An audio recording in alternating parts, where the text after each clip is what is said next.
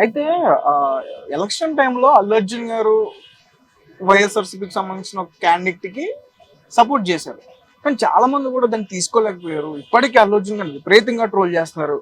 ఎక్కడి వరకు వెళ్ళిపోయిందంటే mega family Allu family వేరు వేరు, ఆ రెండు ఒకటి కాదు అని చెప్పేసి. అండ్ రీసెంట్ గా సాయిధరం తేజ్ గారు కూడా ఎక్స్ అకౌంట్ లో అల్లు అర్జున్ గారిని అన్ఫాలో చేసిన వీడియో కూడా ఒకటి బాగా వైరల్ అవుతుంది. సో దీనిపైన నువ్వు ఏం చెప్తావు? ఇప్పుడు యాక్చువల్లీ ఈ 5 years నుంచి కూడా అల్లు అర్జున్ గారు పవన్ కళ్యాణ్ గారు గెలవాలి అనే కాన్సెప్ట్ లో వాళ్ళ ఫ్యాన్స్ అయితే గానీ అల్లు అర్జున్ గారు అయితే గానీ చాలా వరకు సపోర్ట్ చేశారు. బట్ ఎలక్షన్స్ లో వాళ్ళ ఫ్రెండ్ ఎవరైతే ఉన్నారో, వాళ్ళ వైఫ్ వాళ్ళ అంటే కొలీగ్స్, వాళ్ళ ఫ్యామిలీ ఫ్రెండ్స్ ఆయనకి టికెట్ ఇచ్చారు, ఎంపీ టికెట్. సో ఆ ఎంపీ టికెట్ కి సపోర్ట్ ఆయన ఎవరైనా సరే ఖచ్చితంగా వాళ్ళతో పాటు అంత బెస్ట్ క్లోజ్ గా ఉన్నప్పుడు అట్లీస్ట్ వెళ్ళి చెప్పడం అది కనీస అది ఒక ధర్మం అది. సో అలా వెల్కమ్ చెప్పడానికి అని చెప్పేసి ఆయనకి జస్ట్ చిన్న సపోర్ట్ చేయడానికి వెళ్ళారు తప్ప పవన్ కళ్యాణ్ గారిని ఎక్కడ కూడా ఆయన వ్యతిరేకించలే. ఫస్ట్ థింగ్, వ్యతిరేకించాల్సిన పని కూడా వాళ్ళకి ఇంకా పవన్ కళ్యాణ్ అనే వ్యక్తి ఎమ్మెల్యే అయ్యి మినిస్టర్ అయితేనే ఇంకా వాళ్ళకి వాళ్ళ ఫ్యామిలీకి కూడా ఇంకా గుడ్ విల్ ఉంటుంది. మెగా ఫ్యామిలీ అల్లు ఫ్యామిలీకి చాలా హెల్ప్ చేసింది. అలాగే మెగా ఫ్యామిలీ ఈ రోజు ఉండడానికి కారణం కూడా అల్లు ఫ్యామిలీ అని మనం చెప్పుకోవాలి, అల్లు రామలింగయ్య గారు. సో ఆ కాన్సెప్ట్ లో మనం అంతవరకు కూడా వెళ్ళాల్సిన అవసరం లే. అల్లు అర్జున్ గారు కాంట్రవర్సీ చేయలేదు ఈ రోజు వరకు కూడా.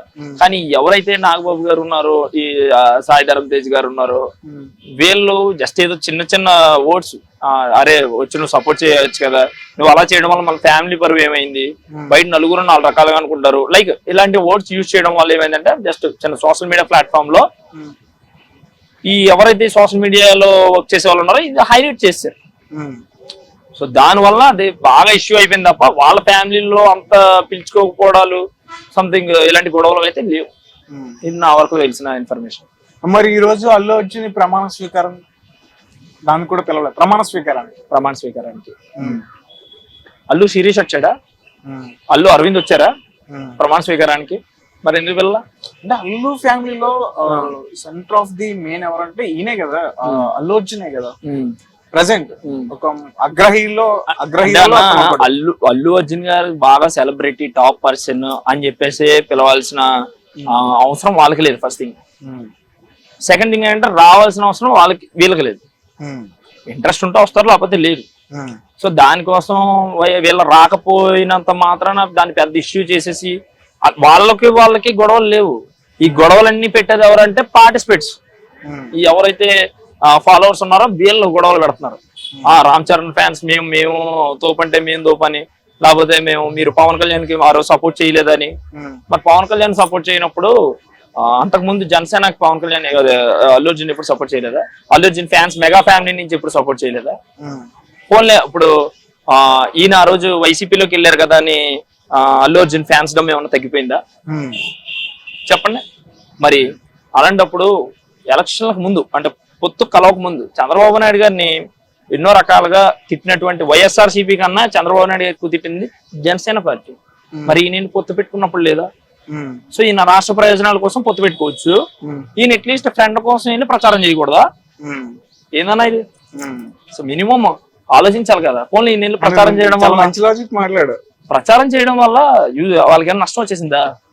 ఏం రాలేదు. ప్రచారానికి అల్లు అరవింద్ గారు పిఠాపురం వెళ్ళారు, అంటే సురేఖ గారు కూడా వెళ్ళారు. అల్లు అర్జున్ తన స్నేహితుడి కోసం వెళ్ళాడు. అంటే మీ స్నేహం కోసం మీరు పొత్తులు పెట్టేసుకోవచ్చు, కలిపేసుకోవచ్చు, టికెట్లు తీసేయచ్చు, టికెట్లు పెట్టేయచ్చు. మీ అన్నగారి కోసం కేంద్రంతో లింకులు పెట్టేసుకోవచ్చు, రాజ్యసభ కావాలి, నాకు అది కావాలి అని చెప్పేసి అడగచ్చు. కానీ మరి అల్లు అర్జున్ అనే వ్యక్తి జస్ట్ వాళ్ళ ఫ్రెండ్ కోసం వెళ్ళి హై బై చెప్పేసి వస్తే దాన్ని ఒక ఈ రేంజ్ లో తీసుకొస్తారన్న విషయం నాకైతే అర్థం కావట్లేదు. మరి చిరంజీవి గారు ఉన్నారు, కేంద్రం కాంగ్రెస్ పార్టీతో చేతులు కలిపే ఉన్నారుగా, ఇప్పటికే మినిమం టచ్ లో ఉన్నారుగా. ఆయన మరి కేంద్ర మంత్రిగా చేసింది కాంగ్రెస్ పార్టీలోనే, మరి వాళ్ళతో టచ్ లో ఉన్నారు. మరి చంద్రబాబు నాయుడు గారు షర్మిలతో కూడా టచ్ లో ఉన్నారు, పవన్ కళ్యాణ్ టచ్ లో ఉన్నాడు. పవన్ కళ్యాణ్ అదే మన అల్లు అర్జున్ అనే వ్యక్తి జస్ట్ వెళ్ళి వైఎస్ఆర్సీపీ వాళ్ళతో హాయ్ బాయ్ చెప్తే ఇన్ని రిలేషన్ కట్ అయిపోయింది. చంద్రబాబు నాయుడు గారు ఆవిడ తారక రత్న గారి వైఫ్ విజయసాయి రెడ్డి గారికి ఆయన బాగా రిలేషన్. మరి వాళ్ళ ఫోటోలు తీసుకొని యూట్యూబ్ లోని ఫేస్బుక్ లోని పెడితే మరి అది కాంట్రవర్సీ చేయరు, అది అవసరం లేదు. ఎందుకంటే వాళ్ళ ఫ్యామిలీ. విజయసాయి రెడ్డి వచ్చి చంద్రబాబు నాయుడు నాకు అన్న అవుతాడు లేకపోతే తమ్ముడు అవుతాడు అని చెప్పేసి రిలేషన్ అవుతాడని చెప్తే అది కాంట్రవర్సీ చేయరు. అల్లు అర్జున్ మాత్రం వెళ్ళి వైఎస్ఆర్సీపీ కండువ కూడా కప్పుకోలే, మళ్ళీ వెళ్ళి హాయ్ బాయ్ చెప్తే కాంట్రవర్సీ చేశారు. అండ్ ఇంకొకటి అంటే అల్లు అర్జున్ వెళ్ళిన ముందు రోజు కూడా తన ఎక్స్ అకౌంట్ లో నుంచి ట్వీట్ కూడా చేయడం జరిగింది, పవన్ కళ్యాణ్ గారికి సపోర్ట్ చేస్తూ చాలా కష్టపడుతున్నారు, ఆయన ఖచ్చితంగా గెలిపించుకోవాలి అన్నట్టు. మరి అంతే కదా. అయితే ఒకప్పుడు ఒక ఆడియో ఫంక్షన్ లో అనుకుంటా నాగబాబు గారు కూడా పవన్ కళ్యాణ్ గారి మీద ఫైర్ అయ్యారు, నీకు గుర్తుందా? అండ్ మేము పిలిచినా రాడు, మేము పిలుస్తాం ఖచ్చితంగా. అదే నాకు అర్థమైంది. ఇంట్లో ఏ ఫెస్టివల్ ఉన్నా ఉన్నా మా ఓడు రాడు, అందరూ అటెండ్ అవుతాము, మాకు పండుగ వాతావరణం ఇవన్నీ కూడా పవన్ కళ్యాణ్ ఎంతసేపు ప్రజలను తిరుగుతూ ఉంటాడు, మాకు ఒక్కొక్కసారి ఎన్నోసార్లు మేము చెప్పి చూసాము కానీ మాకు ఒక్కొక్కసారి చిరాకేస్తుంది అని చెప్పేసి లైక్ ఇలాంటి వర్డ్స్ యూజ్ చేశారు. మరి ఈ రోజు ఏమంటున్నారు, అదే పవన్ కళ్యాణ్ ఇంటికి వచ్చి నిన్న వాళ్ళ అన్నయ్య గారి కాళ్ళు ఆశీర్వాదం తీసుకుంటే ఈ రోజు మాకు పండుగలా ఉంది అని చెప్పేసి అన్నారు. That is movie type concept అన్న ఇదంతా. లైక్ మన మూవీస్ లో చూస్తాం చూసారా, ఆ కాన్సెప్ట్ లో తీసుకెళ్లిపోయారు పవన్ కళ్యాణ్ గారిని. ఇది నా రియాలిటీగా ఒక ఎమ్మెల్యేగా ఉన్నారు లేదా ఒక మినిస్టర్ గా ఉన్నారు, ఈ థాట్ లో లేరు. పవన్ కళ్యాణ్ గారు జస్ట్ వాటర్ తాగినంత మాత్రాన అది ఒక సంచలనం, ఆ రేంజ్ లో తీసుకెళ్తా ఉన్నారు. ఓకే, వెరీ గుడ్, తీసుకెళ్ళడం మంచిదే. ఎందుకంటే ఆయన ఎవరికి అన్యాయం చేసినటువంటి వ్యక్తి కాదు, ఆయన ఎంతో మంది రైతులకు సేవ చేశాడు, ఎన్నో ట్రస్టులు కూడా ఆయన ఫండింగ్స్ ఇస్తా ఉన్నాడు, వాళ్ళ వైఫ్ కూడా సపోర్ట్ చేస్తా ఉంటారు. So anyway mega family support చేస్తారు, అందరూ సపోర్ట్ చేస్తారు. బట్ మరీ ఇంత కామెడీగా వైఎస్ఆర్సీపీ వాళ్ళు కానీ ఆపోజిషన్ పార్టీ వాళ్ళు దీన్ని క్యాచ్ చేసే విధంగా చేస్తున్నారు. అంటే అల్లు అర్జున్ కూడా అప్పుడు ఈ ఆడియో ఫంక్షన్ కి సంబంధించే అతను ఎవరైతే పవన్ కళ్యాణ్ అక్కడ రద్దు చేస్తున్నారో అప్పుడు కొంచెం ఫైర్ అయ్యాడు. అప్పటి నుంచి కొంచెం టార్గెట్ చేసినట్టు అనిపిస్తుంది నాకు. దానికి దీనికి ఇప్పుడు ఇంట్లో మా డాడీ కుట్టారనుకో లేదా ఒక మాట అన్నారు అనుకో నాకు ఫైర్ వస్తుంది, అలాగని మా నాన్నగారికి నాకు గొడవలు అవుతాయా? ఏమవగా. ఇది కామన్ అన్నది, ఫ్రెండ్షిప్ లో అన్నా లేదా ఇంట్లో ఫ్యామిలీ అన్నా లేదంటే మామయ్య అల్లుడు కాబట్టి మినిమం చిన్న ఉంటది అంతే తప్ప ఈయనకి కోపాలు ఎందుకు ఉంటాయి చెప్పండి. రేపు పొద్దున్న ఇప్పుడు ఈయన మినిస్టర్ అయ్యాడు, ఈయన మాట్లాడుకోకుండా ఉంటారా? ఆయన వాళ్ళు అందరూ ఒకటే. ఇక్కడ ఏంటంటే దీన్ని హైలైట్ చేసి సోషల్ మీడియా వ్యూస్ కోసం లైక్ల కోసం ఇంక ఇష్టం రాసేసుకుంటున్నారు వెళ్ళిపోయి. నాకు తెలిసి రేపు మార్నింగ్ రాసేస్తాడు ఎవడో యూట్యూబ్ లో ఎవరొకరు రాసేస్తారు, ఏమని పవన్ కళ్యాణ్ గారు కాళ్ళ మీద పడ్డా అల్లు అర్జున్ అని రాసేస్తారు. ఇంకా వాళ్ళ ఇష్టం. చూసినాడు ఏమనుకుంటా ఆయన మినిస్టర్ అయిపోతున్నాడు కదా, సినిమా ఛాన్సులు రాకుండా చేస్తారేమో, సినిమాటోగ్రఫీ కూడా ఇచ్చారు ఆయనకు, అది కూడా ఇచ్చారు. సో అలా శాఖ రాకుండా చేస్తారేమో అన్న ఆలోచనలో.